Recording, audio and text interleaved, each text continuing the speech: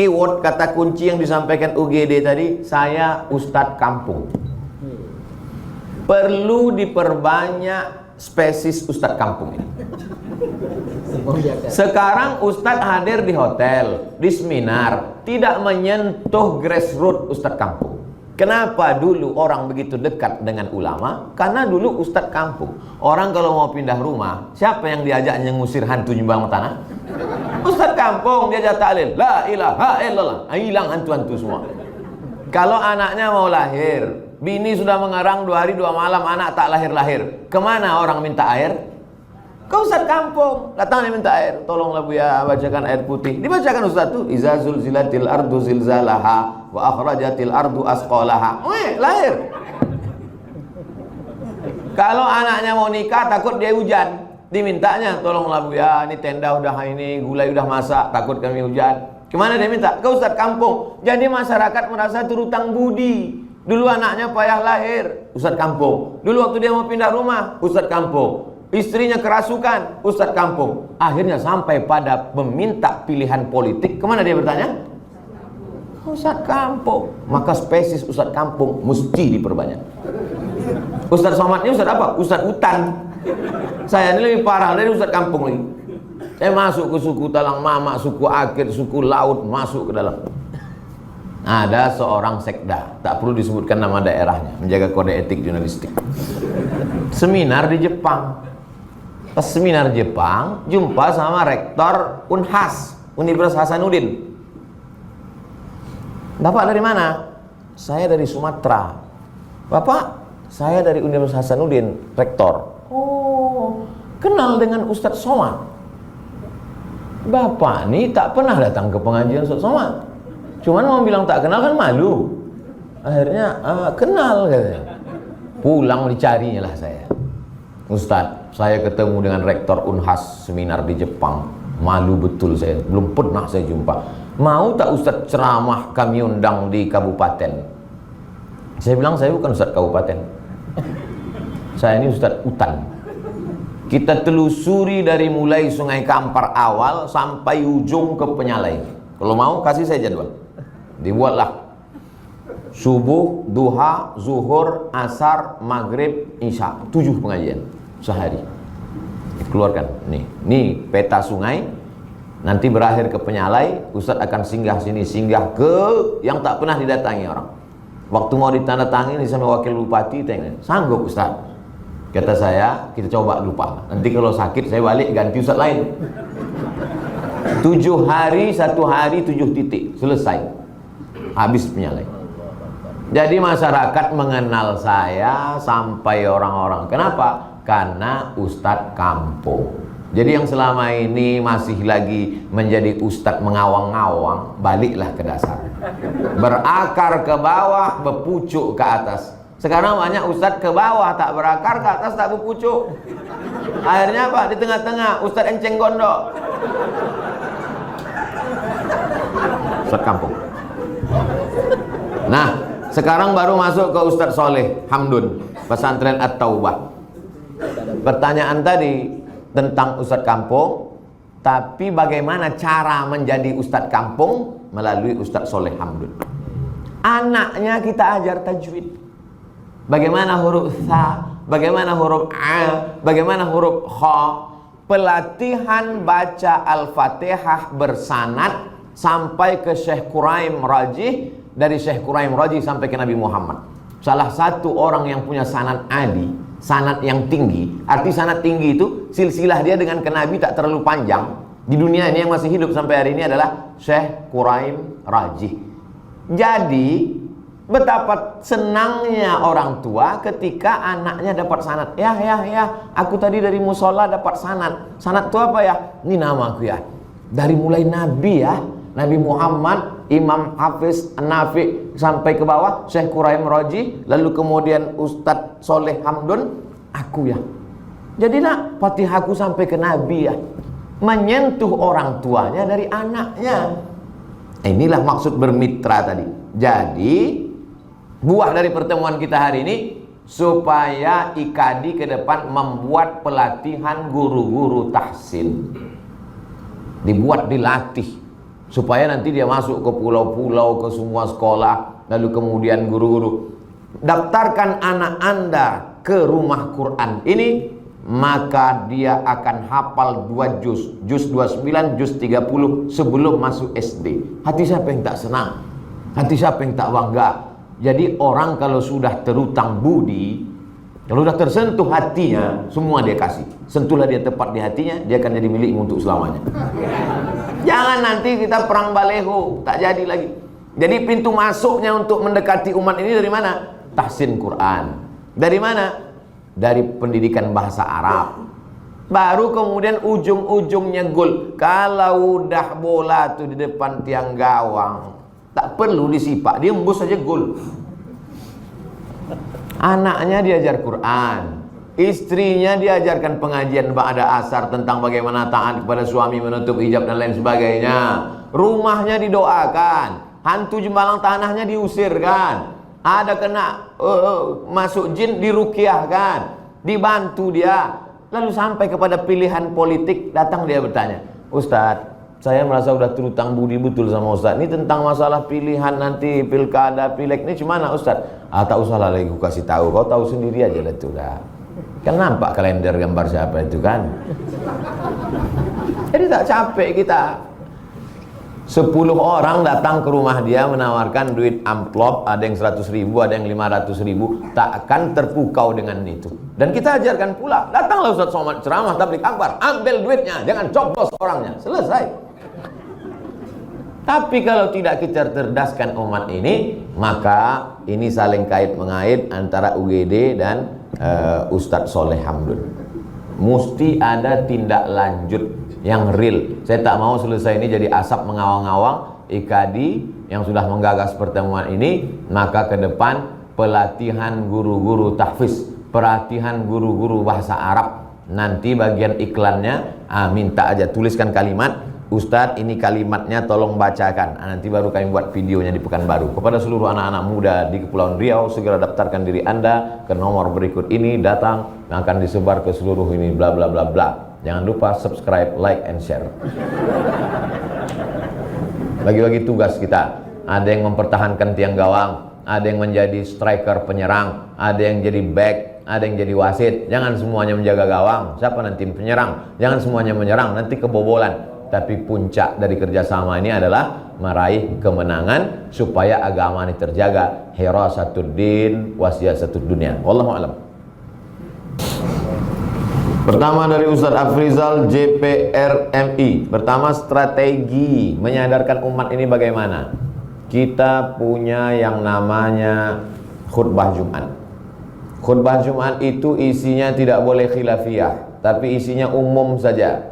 Tidak mengajak kepada partai tertentu, mengajak kepada golongan tertentu, menyadarkan umat betapa kalau kita tidak melek politik, maka kita akan dipolitiki orang. Kalau kita tidak menggunakan suara kita, maka suara kita akan dimanfaatkan orang.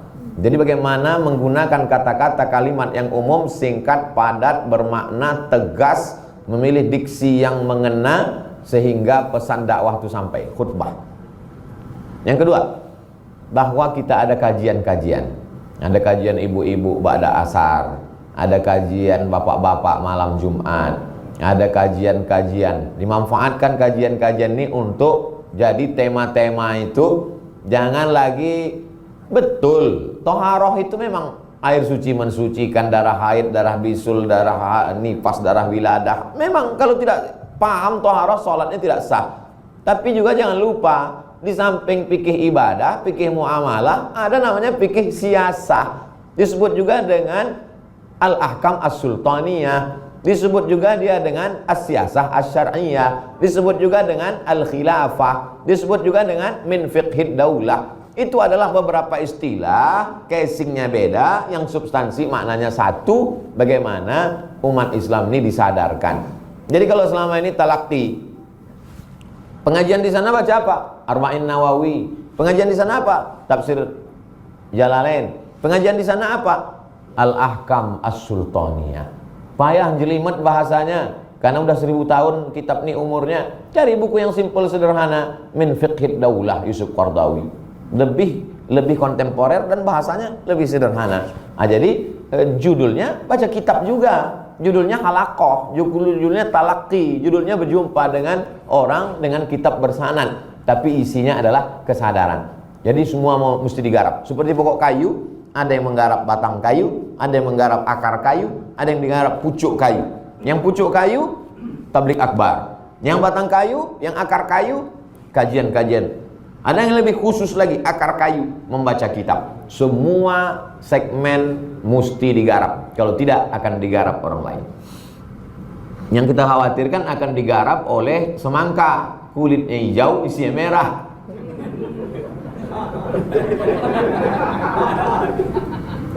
Lalu bagaimana partai politik yang secara nama sudah membawa umat Islam tapi tidak menyuarakan umat Islam, dan terjadi persaingan antar partai politik, antar orang-orang person-personnya. Jangan lupa, kita dari awal memang berdinamika, rambut sama hitam isinya macam-macam. Perbedaan bahasa, perbedaan budaya, perbedaan cara bicara menjadi sebuah simponi keindahan kalau ditata dengan baik. Makanya ada ungkapan ikhtilafu ummati rahmatun, bukan hadis Nabi. Kata Imam As-Suyuti, ada mungkin sanadnya tapi hilang, kata dia. Kalau hilang sanad, tidak ada sanadnya, la aslalahu. Tapi kata-kata indah bahwa perbedaan ini bisa menjadi rahmat.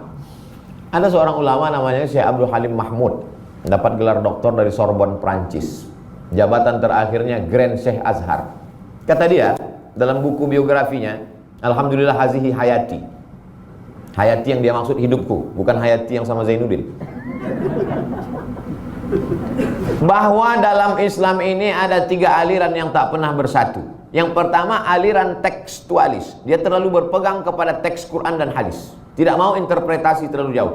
Yang kedua, aliran akliyun, kontekstualis, lebih mengedepankan akal. Inilah golongan Mu'tazilah, Wasil bin Atta dan penerusnya.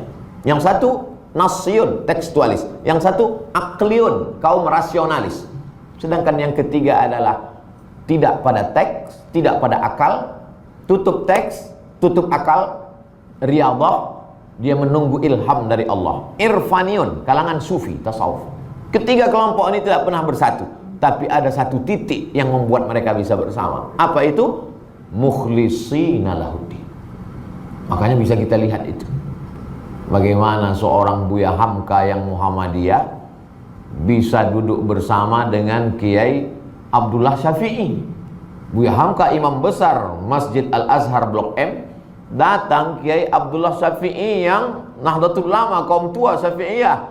Begitu Buya Hamka tahu ini mau datang, apa yang dilakukan Buya Hamka? Buat azan Jumat hari ini 2 kali karena Abdullah Syafi'i mau datang. Jadi orang akan ketemu pada titik mukhlishina lahuddin, tapi pada yang bersifat khilafiyah. Yang pula gara-gara ini sediakan khamar karena saya mau datang, sama-sama mabuk kita hari ini. Ini tak betul. Maksudnya yang masih pada koridor khilafiyah. Nata'awan fima tafaqna wa nata'adzar fima ikhtalafna. Pada perkara-perkara yang kita sepakati, mari kita beramal bersama. Tapi pada perkara-perkara yang kita berbeda pandangan, kita bekerja sama dalam yang kita nata'awan fima ikhtalafna. Ini dari ibu yang langsung, bukan berteori tentang berpolitik. Kesadaran untuk dipilih. Macam-macam menyindir saya nampak. Jadi ustadz-ustadz yang memang jago berargumentasi, saya secara pribadi untuk ceramah lantang, keras suara saya. Makanya Badan Amil Zakat Nasional menjadikan saya duta zakat, karena suara saya kuat, itu aja.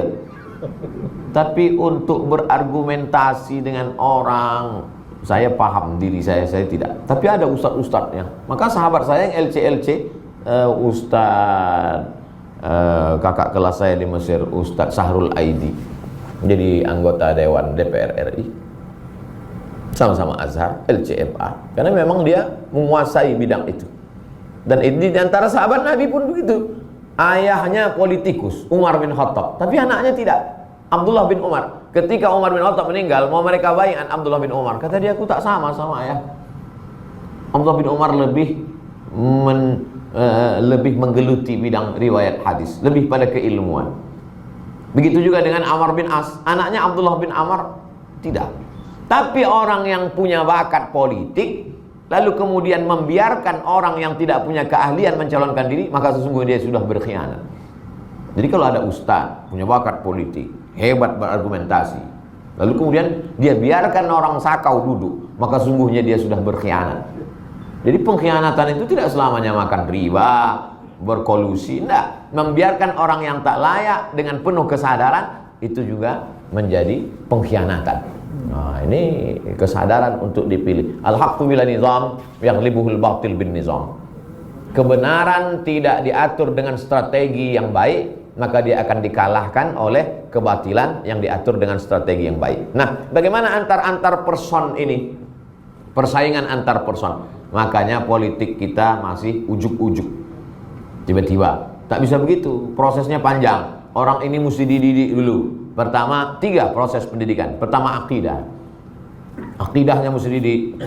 Bahwa dia itu tu'izzu man tasha wa tuzillu man tasha, la ilaha illallah lahu la syarikalah, lahul mulku wa lahul hamdu, yuhyi wa yumiit, wa huwa ala kulli syai'in qadir. Bahwa hidup ini yang dicari adalah ridha Allah, ilahi anta maksudi wa ridha kamatlubi. Bahwa hidup ini mesti tegar, la ini jitama'atil ummatu ala ayyadurruka bisyai'in. Berkumpul semua umat ini untuk memudaratkanmu, la yadurruka, mereka tak akan mampu memudaratkanmu illa qad kataballahu alaik, kecuali memang sudah ditakdirkan Allah. Dikuatkan akidahnya bahwa hidup ini adalah amanah, lalu dengan kurikulumnya, kajian bersilabus, lalu kemudian dikuatkan pula fikihnya supaya dia tahu mana halal, mana haram, mana rukun, mana syarat, mana wajib, mana sunat, mana mandub, mana mubah.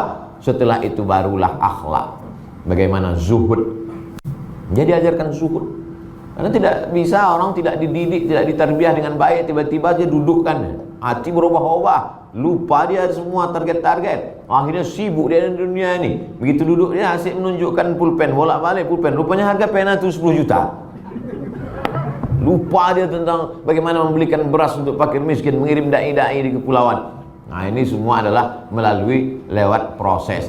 Jangankan di dunia dakwah, di dalam orang yang tak dakwah sendiri pun ada apa yang disebut dengan fit and proper test. Partai apapun namanya, di sana tetap ada kaderisasi, tetap ada pendidikan. Walaupun partai tak Islam, komunis sekalipun, partai komunis pun tak bisa orang tiba-tiba masuk langsung duduk. Enggak, mesti ada pendidikan yang luar biasa. Jadi kita memang mesti punya silabus, punya kurikulum tentang 3 ini, akidah, syariah, dan akhlak. Demikian, Wallahu a'lam bishawab.